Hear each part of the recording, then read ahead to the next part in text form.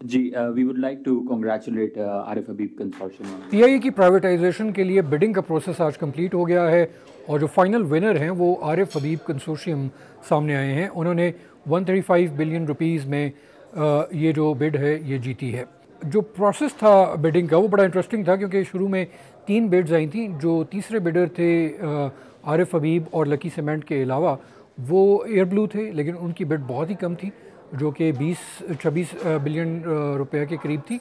तो इसलिए वो पहले मरहले के अंदर ही बाहर हो गए और उसके बाद क्योंकि आरिफ हबीब कंसोर्शियम और लकी सीमेंट कंसोर्शियम दोनों की बिड्स मिनिमम प्राइस जो कि 100 बिलियन रुपीज़ की थी उससे ज़्यादा थी, तो इनके दरमियान फिर ओपन बिडिंग के अंदर मुकाबला हुआ। और ये बड़ा इंटरेस्टिंग था, जब शुरू में बिडिंग स्टार्ट हुई तो लकी सीमेंट कंसोर्शियम जो है वो काफ़ी मोहतात चल रहे थे। वो छोटे छोटे इंक्रीज़ या इंक्रीमेंट्स जो हैं वो कर रहे थे।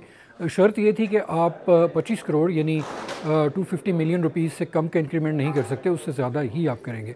तो वो शुरू में ऐसे ही कर रहे थे कि जब उन्होंने पहले 115 बिलियन पाकिस्तानी रुपीज़ की आरिफ हबीब की जो प्राइमरी बिड थी उसकी प्राइस को मैच किया, तो उसके बाद उन्होंने ऊपर सिर्फ 25 करोड़ का इजाफा किया। और उसके बाद दोनों के दरमियान जब मुकाबला शुरू हुआ तो इसी तरह 25 करोड़ और फिर आरिफ हबीब ग्रुप की तरफ से जो है वो थोड़े ज़रा बड़े बड़े जंप सामने आ रहे थे। एक मौके के ऊपर ऐसा लगा कि शायद एक जो बिडर है वो गिव अप कर देगा, लेकिन वहाँ पे जो लकी सीमेंट कंसोर्शियम है उन्होंने कहा कि हम 30 मिनट की ब्रेक लेंगे और हम उसके अंदर कंसल्टेशन करेंगे। और उस वक्त आरिफ हबीब की जो ऑफ़र थी वो 122 बिलियन पाकिस्तानी रुपीज़ के ऊपर थी।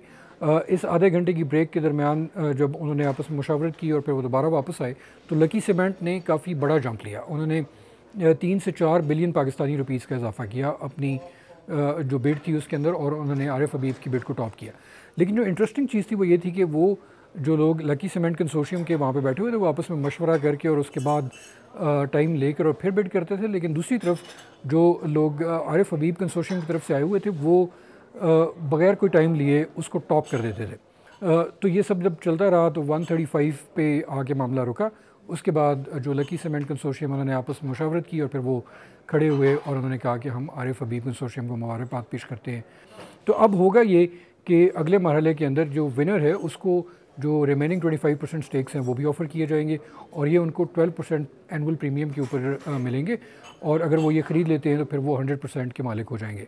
आरिफ हबीब ख़ुद भी यहाँ पर मौजूद थे, हमने उनसे बात भी की। वो ये कह रहे थे कि थोड़ा सा उनकी तवक्कुआत से ओवरबिड हुआ है। आई बिलीव कि 15-20 बिलियन का ओवरबिड है।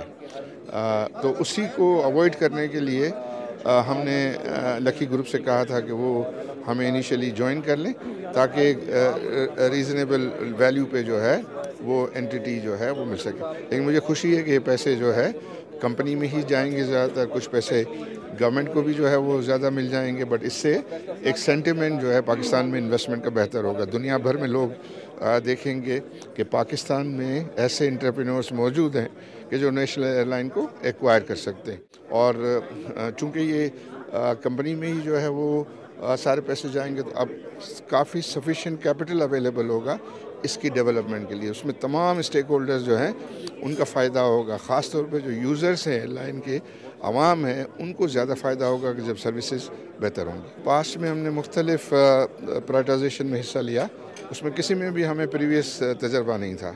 हम सीमेंट में गए, हम स्टील में भी हमने अपने आप को ऑफ़र किया था, हमने जो है फर्टिलाइज़र में भी गए, हम जो है रियल इस्टेट में भी जो है वो गए तो था। लेकिन पाकिस्तान के पास जो है बहुत अच्छे प्रोफेशनल्स मौजूद हैं।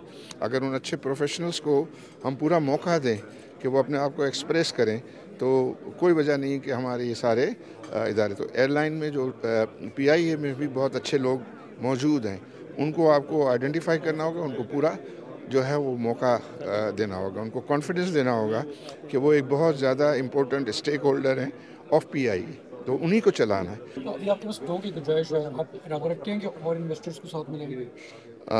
उसमें जी पॉसिबिलिटी है, उसकी पॉसिबिलिटी है। तो उसके अलावा उन्होंने ये भी बात की कि पीआईए के जो मुलाजमीन हैं एग्जिस्टिंग, उनको अभी घबराने की ज़रूरत नहीं है क्योंकि वो ये चाह रहे हैं कि इसी जो एग्जिस्टिंग लॉट है, वो वर्क फोर्स है, इसी के अंदर से वो पीआईए को चलाएं।